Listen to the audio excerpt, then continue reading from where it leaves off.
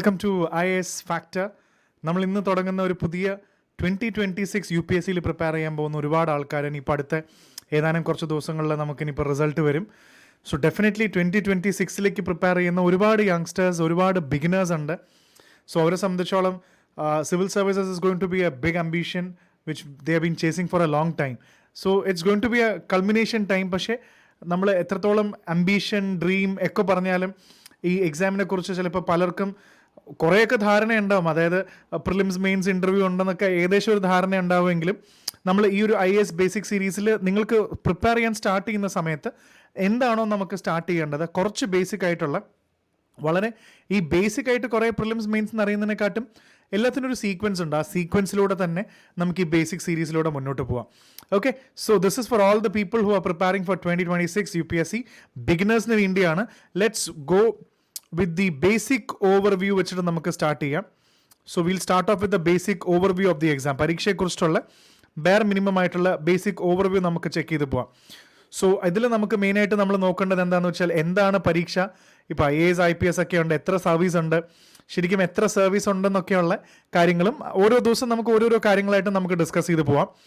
So let's and I am Arjun R. Shankar. You can read about me in this page also. So let's move on. നമ്മൾ ഇന്ന് സാധാരണ civil service എന്ന് പറയുമ്പോൾ നമ്മൾ വരുന്ന പല ആൾക്കാരും ഒന്നില്ലെങ്കിൽ ഈ പറയുന്ന പോലെ either you want to be an IAS അല്ലെങ്കിൽ you want to be an IAS അല്ലെങ്കിൽ IFS, IPS. ഈ മൂന്ന് സർവീസും പൊതുവെ എല്ലാവർക്കും അറിയാമായിരുന്നു പണ്ട്. When you talk about the civil services, there were only few services which the common people knew about. അതാണ് ഇന്ന്. പക്ഷെ അതിനെക്കാട്ടും കൂടുതൽ ആൾക്കാർക്ക് അവയർനെസ് ഉണ്ട്. ഇപ്പം നിങ്ങൾക്കാണെങ്കിലും തൊട്ടടുത്തുള്ള IRS ഉണ്ടെന്നും ഇന്ത്യൻ റവന്യൂ സർവീസ് ഉണ്ട്, IT, customs and central excise ഒക്കെ ഉണ്ടെന്നറിയാം. അതേപോലെ ഇന്ത്യൻ ഇൻഫർമേഷൻ സർവീസ് ഉണ്ടെന്നറിയാം. കുറേയൊക്കെ നിങ്ങൾക്ക് Indian accounts and audits and account service IAS ഉണ്ടെന്നറിയാം. സോ കുറേയൊക്കെ നിങ്ങളുടെ ഇൻഫർമേഷൻ കുറേ അധികം ബെറ്റർ ആയിട്ടുണ്ട്. പക്ഷെ പൊതുവേ നമ്മൾ ഈ പരീക്ഷയ്ക്ക് വേണ്ടി ഇപ്പോൾ that is a key question. ഇത്രയും സർവീസുകൾ ഉണ്ടായിട്ട് നമ്മൾ ആരും ഈ മൂന്ന് സർവീസിൻ്റെ താഴേക്കുള്ള സർവീസസിൽ എനിക്ക് ഈ സർവീസ് മതി എന്ന് പഠിച്ച് പ്രിപ്പയർ ചെയ്യുന്ന ആൾക്കാർ വളരെ കുറവാണ്. Everybody basically and always wants either to be an IAS officer, IPS officer or an IFS officer. താഴേക്കുള്ള സർവീസിൽ പലപ്പോഴും നമ്മൾ ഇഷ്ടം കൊണ്ട് വരുന്നതാണ്, അല്ലെങ്കിൽ നമുക്ക് വേറെ ഓപ്ഷൻ ഇല്ലാത്തതുകൊണ്ട് വരുന്നവരാണ്. വളരെ കുറച്ച് ശതമാനം ആൾക്കാർ മാത്രമേ എനിക്ക് ഇന്ന സർവീസ് വേണം, Indian information service first preference ആയിട്ട് വെക്കുന്നു എന്ന് പറയുന്ന ഒരാളെ ഞാൻ കണ്ടിട്ടില്ല. കാരണം ആ സർവീസ് പിന്നെ നമ്മൾ സിവിൽ സർവീസിന് പഠിക്കുമ്പോൾ അപ്പോൾ ഇതാണ് നമ്മൾ മനസ്സിലാക്കേണ്ടത്. സിവിൽ സർവീസ് എന്ന് പറയുമ്പോൾ നമുക്ക് ഈ മൂന്ന് IAS IPS മാത്രമല്ല, there are many other services. അതിന് മുന്നേ നമുക്കൊരു കാര്യം മനസ്സിലാക്കണം. ഇതിൻ്റെ കംപ്ലീറ്റ് ഡീറ്റെയിൽസും ഇപ്പോൾ UPSCക്ക് വേണ്ടിയുള്ള UPSC ആയിട്ട് ബന്ധപ്പെട്ട മേജർ ആയിട്ടുള്ള എല്ലാ മെയിൻ പോയിന്റ്സും കാര്യങ്ങളെല്ലാം നമ്മൾ UPSC നോട്ടിഫിക്കേഷനിലൂടെയാണ് അറിയുന്നത്. So this is it. നമ്മുടെ UPSCയുടെ വെബ്സൈറ്റിൽ പോയി കഴിഞ്ഞാൽ ഇപ്പോൾ 26ന് പ്രിപ്പയർ ചെയ്യുമ്പോൾ ഡെഫിനറ്റ്ലി ഈ പ്രാവശ്യത്തെ നോട്ടിഫിക്കേഷനാണ്. ഇത് 26ൽ പരീക്ഷ എഴുതുമ്പോൾ അടുത്ത പ്രാവശ്യം ഫെബ്രുവരിയിലോ ജനുവരിയിലോ അല്ലെങ്കിൽ സാധാരണ മാർച്ചിലൊക്കെ വരുമെന്ന് ഇപ്പോൾ നേരത്തെ വന്നു. ഇങ്ങനൊരു നോട്ടിഫിക്കേഷൻ വരും. ഈ നോട്ടിഫിക്കേഷൻ ഏകദേശം ഒരു 150+ പേജസ് ഉണ്ടാവും. ഇത് മുഴുവൻ വായിക്കാനുള്ളതല്ല നമുക്ക്, പക്ഷേ എന്നാലും വളരെ പ്രധാനപ്പെട്ട നമ്മുടെ സിലബസ് കാര്യങ്ങൾ, ഓരോ സബ്ജക്റ്റ് എന്തൊക്കെയാണ്, എലിജിബിലിറ്റി, പ്രായപരിധി, അങ്ങനെയുള്ള കുറേ ആസ്പെക്റ്റുകളെല്ലാം ഇതിൽ കാണാൻ പറ്റും. സോ ഈ ഒരു നോട്ടിഫിക്കേഷനിൽ പറയുന്ന കാര്യങ്ങൾ നോക്കുന്നത് വളരെ നല്ലതാണ്. ഇനി പ്രധാനപ്പെട്ട ഒരു കാര്യം കൂടെ ആക്ച്വലി പറയട്ടെ. You can take a look at this. When you look at the notification, കുറേ വർഷങ്ങളായിട്ട് UPSC നോട്ടിഫിക്കേഷൻ്റെ താഴത്തെ പേജിൽ ഇങ്ങനെ കാണാൻ പറ്റും. Government strives to have a workforce which reflects gender balance and women candidates are encouraged to apply. So why do you think that UPSC has written something on the footnote of the notification which clearly say that the workforce which strives to reflect gender balance and women candidates are encouraged to apply എന്ന് പറയുമ്പോൾ സ്ത്രീകൾക്ക് വളരെയധികം ഒരു importance കൊടുത്തുകൊണ്ടാണ് UPSC ഇപ്പോൾ civil service നടത്തുന്നത്. അതുകൊണ്ട് തന്നെയാണ് ഇങ്ങനൊരു സംഭവം എല്ലാ പേജിലും നോട്ടിഫിക്കേഷൻ ഇതുണ്ട്. The main reason why we have a lot of women officers who are now in the service is a testimony to that. ഇത്രയും ആൾക്കാർക്ക് കിട്ടുന്നു, ഇനിയും ഒരുപാട് വിമൻ ഓഫീസേഴ്സ് വരട്ടെ എന്നുള്ളതുകൊണ്ടാണ് UPSC അത്രയും എൻകറേജ് ചെയ്യുന്നത്. So that is one thing. നമ്മൾ പഠിക്കുമ്പോൾ നോട്ടിഫിക്കേഷൻ്റെ താഴെ എന്തിനാണ് അത് എഴുതിയിരിക്കുന്നത് എന്നുള്ളത് നമ്മളൊരു ക്യൂരിയസ് ആവണം. നമ്മൾ അതിനെക്കുറിച്ചൊരു ധാരണ ഉണ്ടാക്കിയെടുക്കുന്നത് നല്ലതാണ്. Now moving on, നമ്മൾ സർവീസ് ലിസ്റ്റ് എന്ന് പറയുമ്പോൾ ഇതിലും കുറച്ച് കാര്യങ്ങൾ, let me also tell you few things that ഇതിൽ കഴിഞ്ഞ കുറേ വർഷങ്ങളായിട്ട് നോക്കുകയാണെങ്കിൽ നമുക്ക് കാണാൻ പറ്റും. പണ്ട് കുറേ കാലങ്ങളായിട്ട് നമ്മൾ പറയും 24 സിവിൽ സർവീസ് അവിടെ ഉണ്ടെന്നൊക്കെ പറയും. കഴിഞ്ഞ വർഷം എനിക്ക് തോന്നുന്നു 21 കുറച്ചു. ഇപ്പം എനിക്ക് തോന്നുന്നു പിന്നെ 23 ഉണ്ട്. അപ്പോൾ ഈ 24, 22, 23 ഇത് UPSCയുടെ തീരുമാനമാണ്. അവരാണ് ഇത് ആക്ച്വലി നോട്ടിഫൈ ചെയ്യുന്നതും ഇങ്ങനെ ഇത് കൊണ്ടുവരുന്നതൊക്കെ. സോ നമ്മളെ സംബന്ധിച്ചോളം ഈ സർവീസസിൽ നിന്ന് നമ്മൾ പഠിക്കുന്നത് സെപ്പറേറ്റ് ആയിട്ടൊരു പരീക്ഷയൊന്നുമില്ല, നമുക്ക് ഒറ്റ പരീക്ഷയേ ഉള്ളൂ. You write the UPSC civil service examination, bare minimum you write the bare UPSC civil service examination നമ്മൾ പരീക്ഷ എഴുതും. നിങ്ങൾക്ക് അറിയുന്ന പോലെ തന്നെ പ്രിലിംസ്, മെയിൻസ്, ഇൻ്റർവ്യൂ അതൊക്കെ നമ്മൾ ഇനി അതിൽ അടുത്ത സിലബസിൻ്റെ ഭാഗമായിട്ട് വരാം. നമുക്ക് ഓൾറെഡി അറിയാം പ്രിലിംസ് എന്ന് പറയുന്നത് ഒബ്ജക്റ്റീവാണ്, MCQ level multiple choice questions ചെയ്യുന്നതാണ് ഏറ്റവും ഇമ്പോർട്ടൻറ്റ്. മെയിൻസ് എന്ന് പറയുന്നത് എഴുത്ത് പരീക്ഷയാണ്, റിട്ടൺ ആണ്, നമ്മൾ പേപ്പറിൽ എഴുതണം. അപ്പോൾ എഴുതാനുള്ള സ്കില്ലും വളരെയധികം വേണം. ഇൻ്റർവ്യൂ നമ്മൾ ഡൽഹിയിൽ പോയി കഴിഞ്ഞിട്ട് ഒരു ഗ്രൂപ്പ് ഓഫ് 5 ആൾക്കാരുടെ ഒരു പാനൽ നമ്മളോട് ചോദ്യങ്ങൾ ചോദിക്കും. നമ്മുടെ പേഴ്സണാലിറ്റി ടെസ്റ്റാണ്. It's going to test your personality test to the large scale. ഇത്രയും കാര്യങ്ങളാണ്. അപ്പോൾ ഈ പരീക്ഷയൊക്കെ എഴുതി നമ്മൾ സാധാരണ കണ്ടോ Indian administrative service, Indian foreign service, IPS, പിന്നെ Indian audit and account service group A, ഇതിൽ group A, group B services ഉണ്ട്. അതേപോലെ തന്നെ നമുക്ക് പൊതുവെ അറിയാത്ത സർവീസ്, നമുക്ക് പിന്നെയും അറിയുന്ന സർവീസുകൾ നമുക്ക് മാർക്ക് ചെയ്യാം. IAS, IPS, IFS ഒക്കെ നമുക്കറിയാം. അക്കൗണ്ട്സ് ആൻഡ് ഓഡിറ്റ് സർവീസ് പൊതുവെ സാധാരണക്കാർക്ക് അറിയാത്ത സർവീസുകളാണ്. ഇന്ത്യൻ ഇൻഫർമേഷനും കേട്ടിട്ടുണ്ടോ, IIS ഒക്കെ ഗവൺമെൻറ്റിൻ്റെ ഇൻഫർമേഷൻ ബ്രോഡ്കാസ്റ്റിംഗ് മിനിസ്ട്രിയുടെ ഭാഗമായിട്ട് വർക്ക് ചെയ്യാം. അതേപോലെ Indian railway, IRMS traffic, IR management service, ഇത് അക്കൗണ്ട്സ്, ട്രാഫിക് പേഴ്സണൽ അക്കൗണ്ട്, അതേപോലെ railway protection force, Indian revenue service, income tax, customs and ഇതേപോലെ തന്നെ ഇന്ത്യൻ ട്രേഡ് സർവീസും പിന്നെയും ആൾക്കാർക്ക് കുറവായിരിക്കും. ഇത്രയും സർവീസസ് ആയിരിക്കും ആൾക്കാർക്ക് കുറേയൊക്കെ അറിയുണ്ടാവുക. പക്ഷെ നമുക്ക് അറിയാത്ത ഒരുപാട് സാധനങ്ങളുണ്ട്.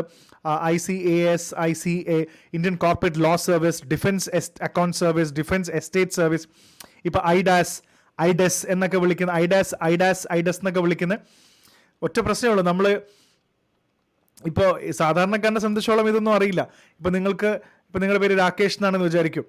രാകേഷിന് സിവിൽ സർവീസ് പാസ്സായി കഴിഞ്ഞിട്ട് കിട്ടുന്ന റാങ്ക് അനുസരിച്ചിട്ട് IDAS ആണ് കിട്ടുന്നത്, ഇന്ത്യൻ ഡിഫൻസ് അക്കൗണ്ട് സർവീസ് ആണ്. പക്ഷേ നാട്ടുകാർക്ക് IAS ആണോ മാത്രമേ അറിയുള്ളൂ. ഇത് സാധാരണക്കാർക്ക് അറിയില്ലെന്ന് മാത്രമേ ഉള്ളൂ. പക്ഷേ trust me, all the services that is given here is equally good. അതിൻ്റെതായ മെറിറ്റ്സും ഡിമെറിറ്റ്സും ഒക്കെ എല്ലാ സർവീസിനും ഉണ്ട്. പക്ഷേ equally it is civil services. നമ്മൾ ഇതിലേക്കുള്ള ഈവൻ ഡൽഹി കണ്ടോ, ഡാനിക്സ് എന്ന് പറയുന്നൊരു സർവീസ് പലർക്കും അറിയണ്ടാവില്ല.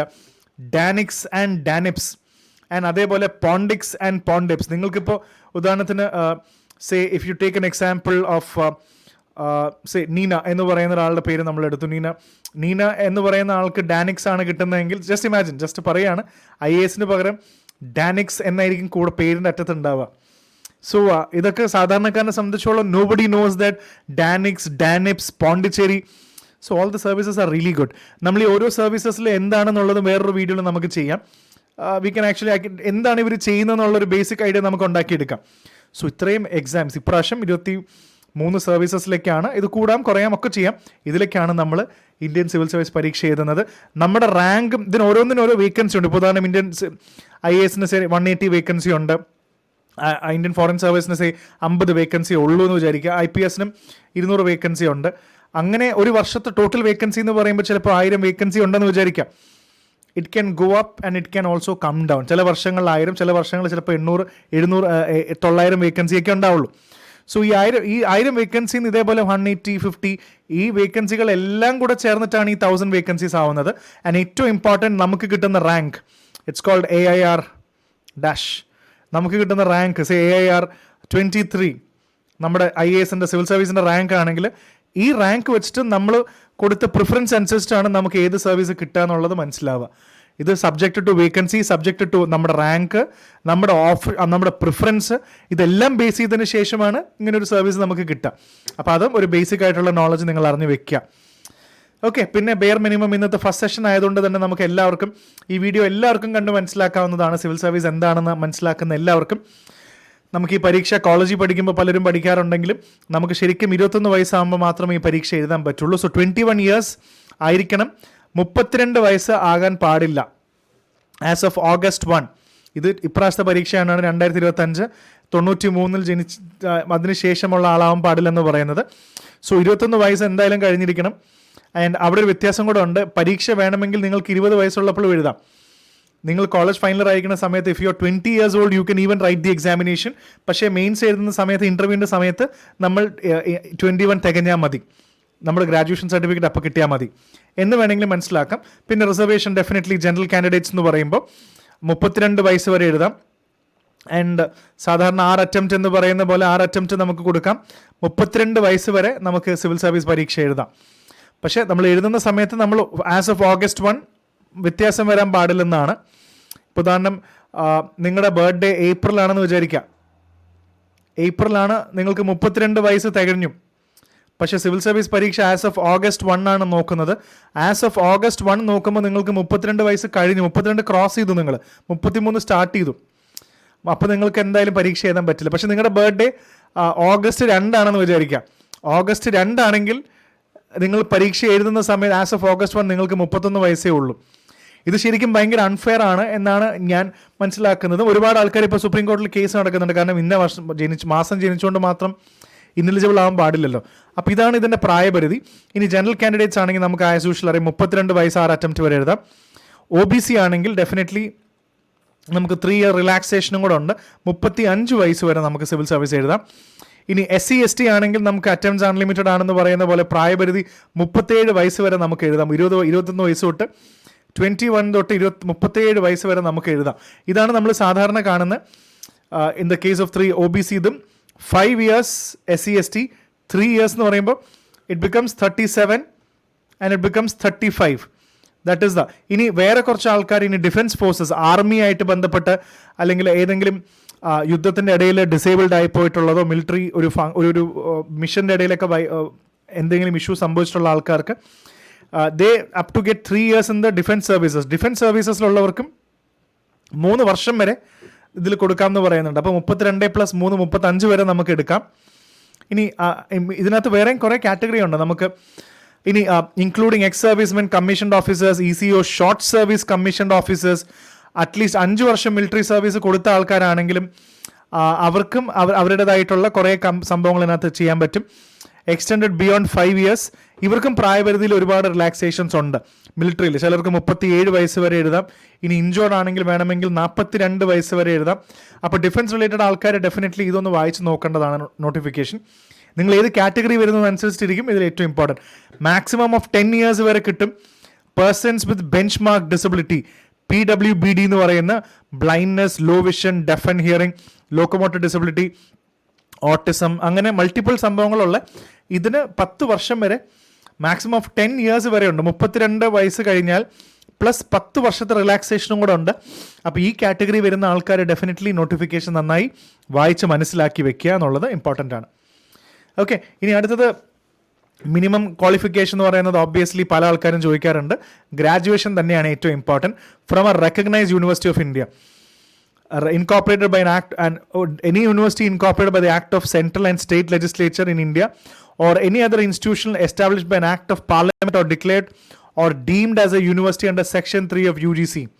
ഇപ്പോൾ പലരും ചോദിക്കാറുണ്ട്, ഞാൻ സിംഗപ്പൂർ യൂണിവേഴ്സിറ്റിയിൽ നിന്നാണ് BA പഠിച്ചത്, അല്ലെങ്കിൽ അവിടുത്തെ BA ഈക്വലൻ്റ് പഠിച്ചത്, ഞാൻ ഇന്ത്യ വരുമ്പോൾ എനിക്ക് സിവിൽ സർവീസ് എഴുതാൻ പറ്റുമെന്ന് ചോദിക്കുന്ന ആൾക്കാരുണ്ട്. അത് റെക്കഗ്നൈസ്ഡ് ആവണമെന്ന് മാത്രമേ ഉള്ളൂ. അത് നമ്മൾ ചെക്ക് ചെയ്യണം. നമ്മുടെ സാധാ കോളേജിൽ പഠിച്ചാൽ കുഴപ്പമില്ല. ഇനി പലരും ചോദിക്കാറുണ്ട്, ഡിപ്ലോമ കഴിഞ്ഞാൽ പറ്റൂല, ഡിപ്ലോമ കഴിഞ്ഞാൽ നമുക്ക് ഡിഗ്രി ഗ്രാജുവേഷൻ തന്നെ വേണം. ഇനി വേണമെങ്കിൽ നിങ്ങൾക്ക് ടെക്നിക്കൽ ഡിഗ്രിയോ അങ്ങനെ എന്ത് പ്രൊഫഷണൽ സംഭവങ്ങളോ വേണം പഠിക്കാം, പക്ഷേ അത് എലിജിബിൾ ആയിരിക്കണം എന്ന് മാത്രമേ ഉള്ളൂ. ഇനി ഡോക്ടേഴ്സ്, MBBSും ഈക്വലൻ്റ് ആയിട്ടുള്ള പ്രൊഫഷണൽ എക്സാമിനേഷൻ ചെയ്യുന്ന മെഡിക്കൽ ഡോക്ടേഴ്സ് ഉണ്ടെങ്കിൽ, MBBS, BDS, അതേപോലെ ഡോക്ടേഴ്സ് പഠിക്കുന്ന ആൾക്കാരുണ്ടെങ്കിൽ, ഇൻ കേസ് അവരുടെ ഫൈനൽ ഇയർ എക്സാമിന് അവർ ഇന്റേൺഷിപ്പ് കംപ്ലീറ്റ് ചെയ്തിട്ടില്ല, ഹൗസ് സർജൻസി കംപ്ലീറ്റ് ചെയ്തിട്ടില്ല, പക്ഷേ ബാക്കിയെല്ലാം കംപ്ലീറ്റ് ചെയ്തു, അങ്ങനെയാണെങ്കിൽ അവർക്ക് സിവിൽ സർവീസ് എക്സാം എഴുതാം. പക്ഷേ ഇൻ്റർവ്യൂവിന് പോകുന്നതിന് മുന്നേ തന്നെ അവരുടെ എല്ലാ റിക്വയർമെൻറ്റും ഈ സർട്ടിഫിക്കറ്റും കാര്യങ്ങളെല്ലാം they should be ready with the certificate when they go for the interview. So അതുവരെ ഇതും ഒരു എലിജിബിലിറ്റി പ്രോസസ് ഉണ്ട്. നിങ്ങൾ ഏത് കാറ്റഗറി വരുന്നോ അതൊക്കെ നിങ്ങൾക്ക് പ്ലാൻ ചെയ്ത് എഴുതാവുന്നതേ ഉള്ളൂ. ആൻഡ് ഡെഫിനറ്റ്ലി നമ്മൾ സിലബസിനെ കുറിച്ച് പറയുമ്പോഴാണ് ഇതിനകത്ത് ഏറ്റവും ഇമ്പോർട്ടൻ്റ് ആയിട്ടുള്ള കാര്യം. നിങ്ങൾ അറിഞ്ഞിരിക്കേണ്ട മറ്റൊരു പ്രധാനപ്പെട്ട കാര്യം തന്നെയാണ് സിലബസ് എന്ന് പറയുന്നത്. ഡെഫിനറ്റ്ലി നമുക്ക് നേരത്തെ പറഞ്ഞ പോലെ തന്നെ പ്രിലിംസ് എന്ന് പറയുന്ന ആദ്യ കടമ്പയുണ്ട്. ഡെഫിനറ്റ്ലി അത് MCQ പരീക്ഷയാണ്. മൾട്ടിപ്പിൾ ചോയ്സ് ക്വസ്റ്റ്യൻസ് കറക്കി കുത്താൻ ഇഷ്ടമുള്ളവർക്ക് ഡെഫിനറ്റ്ലി അത് നന്നായിരിക്കും. പക്ഷെ അങ്ങനെയൊന്നും UPSCക്ക് നമുക്ക് വർക്കൗട്ട് ചെയ്യാൻ പറ്റില്ല. അതൊക്കെ നമ്മൾ പലതും ഇതെല്ലാം പണ്ട് നമ്മൾ പറയുന്നത് എങ്ങനെയൊക്കെ നമുക്ക് കറക്കി കുത്ത മാർക്ക് കിട്ടുന്നില്ല. അങ്ങനെ UPSCയിൽ അങ്ങനെയൊന്നും കിട്ടുമൊന്നുമില്ല. വളരെയധികം നമ്മൾ നന്നായി പഠിച്ച് നമ്മുടെ ലോജിക്ക് യൂസ് ചെയ്താൽ മാത്രമേ അത് കിട്ടുള്ളൂ. So make sure that you do that well. അപ്പോൾ ഇതിൽ പ്രിലിംസ് എന്ന് പറയുമ്പോൾ തന്നെ നമുക്ക് 2 പേപ്പറുകളുണ്ട്. ഇത് പറഞ്ഞ പോലെ തന്നെ 2 പേപ്പറുണ്ട്. ഒന്ന് GS1 ജനറൽ സ്റ്റഡീസ് 1 എന്ന് പറയുന്നതും ഒന്ന് ജനറൽ സ്റ്റഡീസ് 2 എന്ന് പറയുന്ന പേപ്പർ. അതാണ് CSAT എന്ന് വിളിക്കുന്നത്. സിവിൽ സർവീസസ് ആപ്റ്റിറ്റ്യൂഡ് ടെസ്റ്റ് എന്നൊരു പേപ്പറുണ്ട്. ഇതിലെ ചോദ്യങ്ങളും കാര്യങ്ങളും നമുക്ക് നോക്കാം. ഇതിൽ 100 ചോദ്യങ്ങളാണ് നമുക്കുള്ളത്. 100 ക്വസ്റ്റ്യൻസ് ആണ് നമ്മുടെ മുന്നിലുള്ളത്. ജനറൽ സ്റ്റഡീസ് എന്ന് പറയുമ്പോൾ കൂടുതലും നമ്മുടെ ജനറൽ നോളജ് എന്ന് വിളിക്കാൻ പറ്റില്ല. This is general studies four civil services. അതിൽ കൂടുതലും history, geography, economy, Indian constitution, environment, science and technology, current affairs, അങ്ങനത്തെ എല്ലാ കാര്യങ്ങളും വരുന്ന പേപ്പറാണിത്. 100 ക്വസ്റ്റ്യൻസ് 2 മാർക്ക് വെച്ചിട്ടാണ്. 2 മാർക്ക് വെച്ചിട്ടാണ്. അപ്പോൾ അതുകൊണ്ട് തന്നെ 200 മാർക്കിനാണ് നമ്മുടെ ടോട്ടൽ മാർക്ക് ഇടുന്നത്. ഈ CSAT എന്ന് പറയുന്ന paper civil service aptitude test പണ്ടുണ്ടായിരുന്നില്ല. ഇപ്പോൾ ഏതാണ്ട് ഒരു 10-13-14 വർഷമായിട്ട് ഈ പരീക്ഷയിൽ ഈ സംഭവം കൊണ്ടുവന്നിട്ടുണ്ട്. ഇത് വേറൊന്നുമല്ല, this is just logical reasoning, basic maths എന്ന് വിളിക്കാൻ പറ്റില്ല, നമുക്കൊരു ക്വാണ്ടിറ്റേറ്റീവ് ആപ്റ്റിറ്റ്യൂഡ് എന്ന് വേണമെങ്കിൽ വിളിക്കാം. പിന്നെ ഇംഗ്ലീഷ് പാസേജും ഇതൊക്കെയാണ്.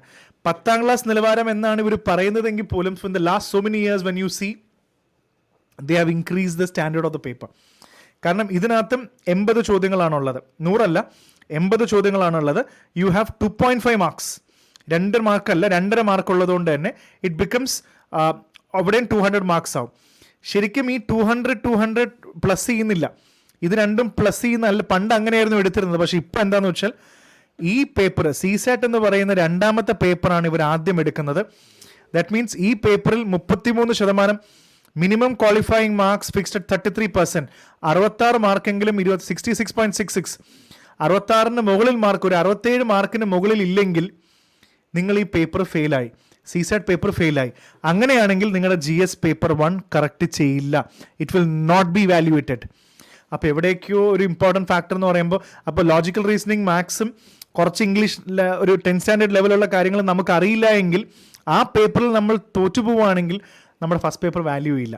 അപ്പോൾ ശരിക്കും ഇത് ഓക്കെയാണ്, ഈ പേപ്പർ ക്ലിയർ ആയി. ഇത് കൊടുത്താൽ മാത്രം GS പേപ്പർ 1ൻ്റെ 200 മാർക്കിൽ നിങ്ങൾക്ക് എത്ര മാർക്ക് കിട്ടിയെന്ന് കാൽക്കുലേറ്റ് ചെയ്യും. പിന്നെ നെഗറ്റീവ് മാർക്ക് ഉണ്ടെന്നുള്ളത് പ്രത്യേകം ശ്രദ്ധിക്കുക. Please remember there is negative marking for that. Negative marking ശ്രദ്ധിക്കുമ്പോൾ 1/3 എന്ന് പറയുമ്പോൾ ഇവിടെ 2 മാർക്ക് ആയതുകൊണ്ട് 0.66 മാർക്ക് നമുക്ക് പോകും. ഒരു ചോദ്യം കിട്ടിയാൽ 2 മാർക്ക് തെറ്റിക്കഴിഞ്ഞാൽ 0.66 മാർക്ക് വെച്ച് കട്ടാവും. ഇവിടെ 1/3 എന്ന് പറയുമ്പോൾ 2.5 മാർക്ക് ആയതുകൊണ്ട് തന്നെ 0.83 വെച്ചാണ് നമ്മുടെ കട്ടാവുക. 0.83 വെച്ചിട്ട് നമ്മുടെ എല്ലാം ഇതും മാർക്കും കട്ടായിക്കൊണ്ടിരിക്കും. സോ ഇത് നന്നായി പഠിച്ചാൽ നമുക്ക് ഈ സംഭവമാണ് നമുക്ക് ഓവർകം ചെയ്തെടുക്കേണ്ടത്. ഓക്കെ, ഇതാണ് പ്രിലിംസിൻ്റെ ഒരു പ്രധാനപ്പെട്ട സംഭവം വരുന്നത്. ഇതിലാണ് ഏറ്റവും വലിയ എലിമിനേഷൻ നടക്കുന്നത്. അത്രയും ആൾക്കാർ എലിമിനേറ്റ് ചെയ്യുന്നത് ഇവിടെയാണ്. നമുക്ക് ഡീറ്റെയിൽ ആയിട്ട് പിന്നീട് പഠിക്കാം. അപ്പോൾ ഇതാണ് പ്രിലിംസിൻ്റെ ഒരു എക്സാം പാറ്റേൺ എന്ന് പറയുന്നത്. സിലബസിലേക്ക് പോകുന്നതിനെക്കാട്ടും ഇനി അടുത്ത ഈ ഘട്ടം ക്ലിയർ ചെയ്യുകയാണെങ്കിൽ ഇന്ത്യയിൽ ഏകദേശം ഒരു നമ്മൾ പറയപ്പെടുന്നത് 10 ലക്ഷം പേരിൻ്റെ മുകളിൽ, ഇപ്പോൾ 10 to 13 lakhs ആൾക്കാർ ഈ പരീക്ഷ എഴുതും, അപ്ലൈ ചെയ്യും. എല്ലാവരും എഴുതാൻ വരുമൊന്നുമില്ല. ഇനി എഴുതാൻ വന്നാൽ തന്നെ പകുതി ആൾക്കാരും ഇതെല്ലാം കറക്റ്റായിട്ട് പഠിച്ചിട്ട് എഴുതുന്ന പരീക്ഷയൊന്നുമല്ല, വെറുതെ എഴുതുന്നവരാണ് കൂടുതലും. ശരിക്കും നല്ലൊരു കോമ്പറ്റീഷൻ എന്നൊക്കെ പറയുമ്പോൾ ഒരു 1 ലക്ഷം ആൾക്കാർ ഇന്ത്യയിൽ ഏറ്റവും നന്നായി പഠിക്കുന്നവരാണ്. The right way, learning the right way in the right approach, അത് അത്രയുണ്ടോ. ബാക്കിയൊക്കെ ചുമ്മാ എഴുതുന്ന ആൾക്കാരായിരിക്കും. അപ്പം നമ്മൾ ആ കാറ്റഗറിയിൽ വരാൻ പാടില്ല എന്നുള്ളതാണ് ഇമ്പോർട്ടൻറ്റ്. അപ്പോൾ ഇതിൽ ഇപ്പോൾ പ്രിലിംസിൽ ഇത്രയും ആൾക്കാർ കടന്നിട്ട് ഈ മെയിൻസ് എന്ന് പറയുന്നത് മെയിൻസിൻ്റെ സിലബസ് ആണ്. 2ാം ഘട്ടം റിട്ടൺ പരീക്ഷയാണ്. ഇതിലേക്ക് കടക്കുക എന്ന് പറയുമ്പോൾ നമുക്ക് ഏകദേശം നോക്കിക്കഴിഞ്ഞാൽ 14,000 പേരോളം നമുക്ക് 10,000 വെച്ച് കാൽക്കുലേറ്റ് ചെയ്യാം. വേക്കൻസിയുടെ 13-14 മടങ്ങാണ്. So it can come up to 10,000 to 14,000 ആൾക്കാരെ വരെ വേണമെങ്കിൽ മെയിൻസിൽ എടുക്കാം. It's an approximate figure. ഏതാണ്ട് അത്രയും ആൾക്കാരെ എടുക്കും. ഇത്രയും ആൾക്കാർ മെയിൻസ് എക്സാം എഴുതും. ഇത് കംപ്ലീറ്റ്ലി റിട്ടൺ ആണ്. കണ്ടോ, റിട്ടൺ എക്സാമിനേഷനാണ്. നമുക്ക് കൃത്യം പറയുകയാണെങ്കിൽ 2+7 പേപ്പേഴ്സ് ആണ് നമുക്ക് ഇതിനകത്ത് എഴുതാനുള്ളതെന്നുള്ള കാൽക്കുലേഷൻ നമുക്കുണ്ട്. മൊത്തം 9 പേപ്പർ നമുക്ക് ഇത്രയും മാർക്കിന് എഴുതാനുണ്ട്. അപ്പോൾ ആദ്യം തന്നെ ഒരു ഇന്ത്യൻ ലാംഗ്വേജ് എടുക്കണം. നമുക്ക് ഇന്ത്യൻ ലാംഗ്വേജ് എന്ന് പറയുമ്പോൾ 8th ഷെഡ്യൂൾ, നമ്മുടെ കോൺസ്റ്റിറ്റ്യൂഷൻ ഓഫ് ഇന്ത്യയുടെ 8ാം ഷെഡ്യൂളിൽ പറഞ്ഞിരിക്കുന്നത്. ഇപ്പം നമ്മൾ മലയാളികളായതുകൊണ്ട് മലയാളം എടുക്കാം, ഹിന്ദി എടുക്കണമെങ്കിൽ ഹിന്ദി എടുക്കാം, തമിഴ്, തെലുഗു, കന്നഡ, മറാഠി, ഒഡിയ, ഗുജറാത്തി, എല്ലാ ഭാഷകളും നമുക്ക് 8th ഷെഡ്യൂളിൽ പറഞ്ഞിരിക്കുന്ന ഭാഷ എടുത്ത് നമുക്ക് ഒരു പേപ്പർ എഴുതണം. ഇതെല്ലാം 10ാം ക്ലാസ് നിലവാരത്തിലാണ്. 10th സ്റ്റാൻഡേർഡ് ലെവലാണ് വരുന്നത്. 300 മാർക്സ് ആണ്. പിന്നെ ഇംഗ്ലീഷിൻ്റെ 10th സ്റ്റാൻഡേർഡ് പേപ്പറും ഉണ്ട്. ഇതാണ് ഇത്രയാണ് നമ്മുടെ ബേസിക് ആയിട്ടുള്ളത്. ഏറ്റവും രസം ഈ പേപ്പർ നമ്മുടെ CSAT പോലെയാണ്. ഈ പേപ്പർ പാസ്സായാൽ മാത്രമേ, ഇപ്പം എനിക്ക് തോന്നുന്നു എൻ്റെ മാർക്ക് കുറച്ചുണ്ട്. പണ്ട് 35% വേണം, പക്ഷേ ഇപ്പം അത്രയും മാർക്കൊന്നും വേണ്ട. ഇത് ക്ലിയർ ചെയ്താൽ മതി. 10th സ്റ്റാൻഡേർഡിൻ്റെ പേപ്പർ പോലെയാണ്. ഇതും ഫെയിലാവുന്ന ആൾക്കാരുണ്ടെന്ന് പ്രത്യേകം ഓർക്കുക. ഈ പേപ്പർ നിങ്ങൾ ക്വാളിഫൈ ചെയ്തില്ല എങ്കിൽ താഴെ എഴുതാൻ പോകുന്ന ഒരു പേപ്പറും അവർ വാല്യൂ ഇല്ല. They will not value this paper. അതുകൊണ്ട് ഇതും തമാശയായിട്ട് എടുക്കുന്ന ആൾക്കാർ, ഇത് സിമ്പിൾ പേപ്പറാണ്, പക്ഷേ ലൈറ്റായിട്ട് എടുക്കരുതെന്ന് മാത്രമേ ഉള്ളൂ. ഇത് നമ്മൾ ക്വാളിഫയിങ് അല്ല, ഇത് ജസ്റ്റ് ക്വാളിഫയിങ് ആണ്. കൂട്ടില്ല, മെറിറ്റിൻ്റെ ബേസിസിൽ കൂട്ടില്ല. ഇതിൽ കണ്ടോ, മെറിറ്റിന് കൂട്ടുന്ന പേപ്പർ essay പേപ്പറുണ്ട്. ഡെഫിനറ്റ്ലി നമ്മളൊരു essay ഉണ്ട്. ബാക്കി എല്ലാം 250 മാർക്കാണ്. അതേപോലെ ജനറൽ സ്റ്റഡീസിൻ്റെ ഒരു ഗ്രൂപ്പുണ്ട്. GS എന്ന് വിളിക്കുന്ന ഒരു ഗ്രൂപ്പിംഗ് ഉണ്ട്. അതിൽ GS1 എന്നൊരു പേപ്പറുണ്ട്, GS2 ഉണ്ട്, GS3 ഉണ്ട്, GS4 ഉണ്ട്. ഈ 4 പേപ്പറും വളരെ ഇമ്പോർട്ടൻ്റ് ആണ്.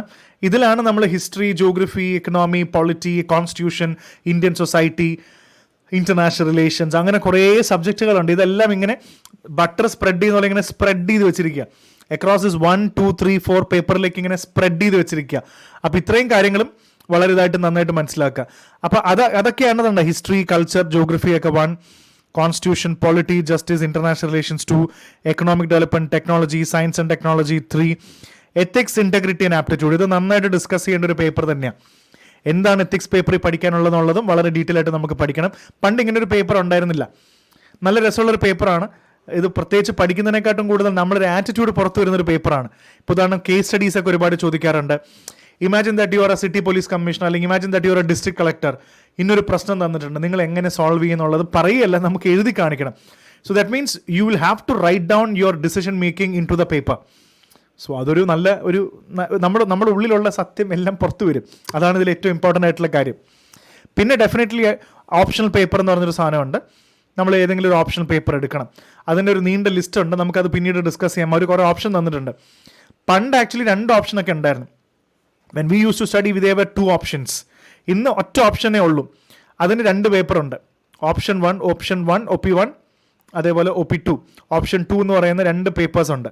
അത് നമുക്ക് ഇഷ്ടമുള്ള സബ്ജക്റ്റ് എടുക്കാം. History, geography, sociology, public administration, anthropology, Malayalam literature എടുക്കാം, ഇംഗ്ലീഷ് ലിറ്ററേച്ചർ എടുക്കാം, anything that you like, philosophy, psychology, ഇനി മാത്തമാറ്റിക്സ് ആണെങ്കിൽ അങ്ങനെ, കെമിസ്ട്രി, ഫിസിക്സ്, എഞ്ചിനീയറിംഗ് ആണെങ്കിൽ എല്ലാ എഞ്ചിനീയറിംഗും ഇല്ല, കുറച്ച് engineering subjects, zoology, botany, agriculture, ഇഷ്ടം പോലെ ഓപ്ഷൻസ് ഉണ്ട്. അത് എങ്ങനെ എടുക്കണം എന്നുള്ള നമ്മുടെ തീരുമാനം. സോ ഏകദേശം കണ്ടോ, മാർക്കിൻ്റെ കാൽക്കുലേഷൻ ഇവിടെ ഞാൻ എടുത്ത് കൊടുത്തിട്ടുണ്ട്. അപ്പോൾ എല്ലാം കൂടെ ചേർത്തിട്ട് റിട്ടൺ പേപ്പറുകൾ, ഇംഗ്ലീഷും നമ്മളിപ്പോൾ മലയാളം എടുത്തു എന്ന് വിചാരിച്ചോ, അല്ലെങ്കിൽ ഹിന്ദി എടുത്തു, ഇംഗ്ലീഷും ഹിന്ദിയും അല്ലെങ്കിൽ മലയാളവും അല്ലാണ്ട് മൊത്തം 1750 മാർക്കാണ് എഴുതാനുള്ളത്. Just imagine. അത് കാൽക്കുലേറ്റ് ചെയ്യുമ്പോൾ അറിയാം. essay 250 മാർക്കിൻ്റെ ഉണ്ടെന്ന് നമുക്കറിയാം. ഇപ്പുറത്ത് ഇംഗ്ലീഷും മലയാളം ക്വാളിഫൈ ചെയ്തിട്ടാണ് നമ്മൾ ഇങ്ങോട്ട് വരുന്നത്. ഇത് കഴിഞ്ഞാൽ 250 essay ഉണ്ടെന്ന് നമുക്കറിയാം. പിന്നെ GS ലീഗെല്ലാം നോക്കിക്കഴിഞ്ഞാൽ എല്ലാം 250ആണ്. 1, 2, 3, 4 എല്ലാം 250 മാർക്സ് ഈച്ചാണ്.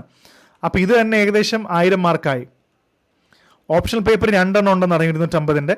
അപ്പോൾ ഇതും ഏതാണ്ട് 500 മാർക്കായി. അപ്പോൾ 1000 മാർക്ക് ഇവിടെ, 1000, 1500, 1750. അങ്ങനെയാണ്.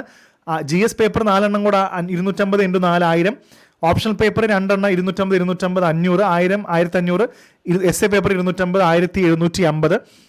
ഇനി ഇൻ്റർവ്യൂ എന്ന് പറയുന്നത് IAS ഇൻ്റർവ്യൂ. ഇപ്പം നമ്മൾ ഏതാണ്ട് 10 ലക്ഷം പേര് എഴുതുന്നെന്ന് വിചാരിച്ചു. അതിനകത്ത് കുറച്ച് എത്ര പേര് എഴുതിയാലും ഒരു 10 to 13 to 14K ആണ് ആൾക്കാർ മെയിൻസ് എഴുതുന്നത്. ഇതിൽ വേക്കൻസിയുടെ 3 times. ഇപ്പോൾ 1000 വേക്കൻസി ഉണ്ടെങ്കിൽ 3000 പേര്, അപ്രോക്സിമേറ്റ്ലി 3000 പേര് ഇൻ്റർവ്യൂവിൽ വിളിക്കും. ഇതിൽ 1000 പേരെ സിവിൽ സർവീസിലേക്ക് എടുക്കും. സോ ദാറ്റ് മീൻസ് ഒരു 3-1 ഒരു ഇൻ്റർവ്യൂവിന് പോകുന്ന 3-1 സർവീസ് കിട്ടും. They will definitely get it. അപ്പോൾ അതിൽ 275 മാർക്ക് ഇൻ്റർവ്യൂവിനുണ്ട്. ഇത് രണ്ടും കൂടെ ആഡ് ചെയ്യും. 1750 ഇൻ്റർവ്യൂ മെയിൻസിൻ്റെ മാർക്കും, ദാറ്റ് മീൻസ് മെയിൻസിൻ്റെ മാർക്കും ഇൻ്റർവ്യൂവിൻ്റെ മാർക്കും കൂടെ ഒരുമിച്ച് ആഡ് ചെയ്ത് കിട്ടുന്ന മാർക്കാണ് 2025 മാർക്ക്. ഇത് ആഡ് ചെയ്തിട്ട് ഈ ഇതിൽ കിട്ടുന്ന മാർക്ക് വെച്ചിട്ടാണ് നിങ്ങളുടെ റാങ്ക് തീരുമാനിക്കുന്നത്. എത്ര റാങ്കാണ്, ഓൾ ഇന്ത്യ റാങ്ക് എത്ര, സിവിൽ സർവീസ് എത്ര റാങ്ക് കിട്ടുന്നു, അതിനനുസരിച്ചിട്ടാണ് നിങ്ങൾക്ക് IAS, IPS എന്നൊക്കെ കൊടുക്കുന്നത്. അപ്പോൾ this was the first session. അത്യാവശ്യം കാര്യങ്ങൾ ഇതെന്ന് മനസ്സിലായി. ഇനി ഒരുപാട് കാര്യങ്ങൾ നമുക്കിതിൽ മനസ്സിലാക്കാനുണ്ട്. അതിനാണ് ഞാൻ ഈ ബേസിക് സീരീസ് സ്റ്റാർട്ട് ചെയ്തത്. ഡെഫിനറ്റ്ലി താഴെ കമൻറ്റ് ചെയ്യണം എങ്ങനെയുണ്ടായിരുന്നു. ബേസിക്സ് ആൾക്കാർ, നിങ്ങൾ ആദ്യമായിട്ട് പഠിക്കുന്ന ആൾക്കാരാണെങ്കിൽ നിങ്ങൾക്കത് വളരെയധികം ഹെൽപ്ഫുൾ ആയിരിക്കും. ഇനി അടുത്ത സെഷൻസും ഇനി എന്തെങ്കിലും സെഷൻസ് വേണമെന്നുണ്ടെങ്കിൽ കമൻറ്റ് ചെയ്യുക. ഡെഫിനറ്റ്ലി IAS ഫാക്ടർ സബ്സ്ക്രൈബ് ചെയ്യുക and do share it with your UPSC preparing friends. And ഇനി അടുത്ത സെഷൻസിൽ നമുക്ക് കാണാം. ഇനി ഒരുപാട് സീരീസുകൾ 26ലേക്ക് വേണ്ടി IAS ഫാക്ടർ ഞങ്ങൾ പ്രിപ്പയർ ചെയ്യുന്നുണ്ട്. സോ ഇനി അടുത്ത സെഷനിൽ കാണാം. Okay, thank you so much.